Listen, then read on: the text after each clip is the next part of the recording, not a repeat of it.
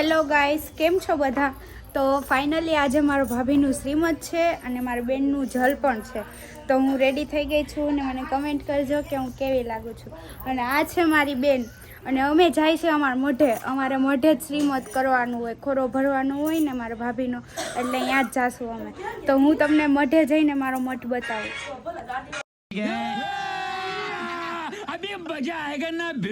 તો finally guys અમે નીકળી ગયા છીએ મઠે જવા માટે અને અમે બેસી ગયા છીએ મારા ભાઈની ફોર વ્હીલમાં. અમારા પાસે તો કાંઈ હે નહીં, અમારે રિક્ષા જ છે. એટલે અમે આમાં જાય છીએ. અમારી બેન, અમારી ભાભી, અમારી મમ્મી, આ બીજા બે મારા ભાભી જ છે, એક માસી છે, પછી આગળ બેઠા એ બે ભાઈઓ અને અમારો નાનો ભાઈ. અમે બધા જાય છીએ. સીટું તોડી નાખી.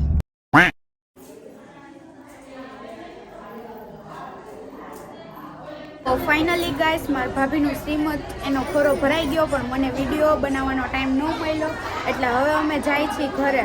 મારા બેનનું જલ દે છે ને. જી ચલિए शुरू करते हैं.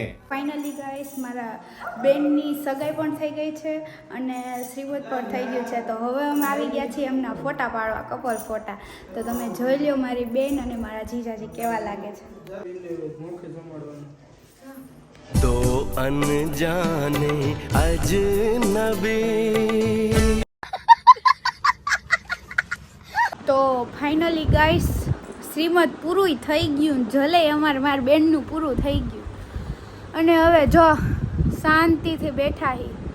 કેવા મેં સપના જોયા હતા. મને એમ હતું કે હા કેટલા બધા વ્લોગ બનાવીશ, આખા ઘરના બનાવીશ, બધા આયરે બનાવીશ વ્લોગ, અને શ્રીમતના બનાવીશ, જલના બનાવીશ, પણ કાંઈ ટાઈમ જ ન મળ્યો મને જીરી કંઈ કાંઈ. એટલે કાંઈ મને વ્લોગ બનાવવાનો 1 મિનિટનો ટાઈમ નહીં. મને રોવું આવતું હતું કે આ ખોટી બધાને હું એમ કહેતી હતી કે તમને આ બતાવીશ, ઓલું મકાન બતાવીશ, મારા મોટા બાપુનું બતાવીશ ને. હાવ એટલે હાવ નવરી નહીં 1 મિનિટ એટલે 1 મિનિટ. અત્યારે જો મોઢા ધોઈને મેં કીધું હવે મોઢું લૂહવું નથી મારે. હાવ થાકીને ઠે થઈ ગયા હી. હાવ એટલે હાવ વાત જ પૂછોમાં. મેં કીધું હાલો હવે ઘરે જાય. અત્યારે રાજકોટ નીકળવું હતું, પણ અમને મારા મોટા બાપુની કે રોકાઈ જવું. હવે કાંઈ કે એમને ના તો કાંઈ પડાતી નથી. આપણે રોકાઈ જાય, સવાર નીકળી જાવું. બીજું હું, આપણે ક્યાં આવી કાંઈ ઉતાવળ છે રાજકોટ જવાની. તો હવે ફાઇનલી નવરા થઈ ગયા હાવ. બધાય પ્રસંગ પતી ગયા અને હવે અમે કાલે સવારે ઘર ભેગા થાવું પાછા. વંથલી થી જુનાગઢ ન જવાનું મારા નાની ઘર. વંથલીથી ડાયરેક્ટ રાજકોટ જવાનું. बात तो सही है. તો હવે અત્યારે અવાજે થોડોક બેસતો જાય છે. મેં તો જીરી કે કાંઈ મિષ્ટાન ખાધી જ નથી મીઠાઈમાં કાંઈ. તોય આ ઉજાગરા નડે અમને. રાત આખી હી હા ને બખારા જ કર્યા હે નકરા, બીજું કાંઈ કામ જ નથી કર્યું.